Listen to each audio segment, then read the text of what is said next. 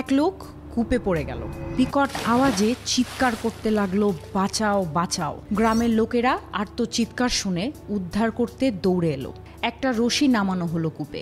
এরপর লোকটা রশি বেয়ে উঠে এলো। সে হাঁপাচ্ছিল, তার বুকটা ধড়পড় করছিল, ভীষণ ক্লান্ত আর অবসন্ন দেখাচ্ছিল তাকে।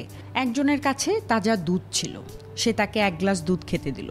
লোকটা ঢকঢক করে দুধটুকু খেয়ে তৃপ্তির ঢেকুর তুলল। লোকেরা জানতে চাইল, তুমি কূপে পড়ে গেলে কিভাবে? সে বলল, আমার মেষগুলোকে পানি পান করাতে এসেছিলাম, বালতিটা কূপে ফেলে উপরের দিকে টানছিলাম। লোকটা কিভাবে কূপের কিনারায় দাঁড়িয়েছিল সেটা হুবহু দেখাতে গিয়ে আবার কূপে পড়ে গেল।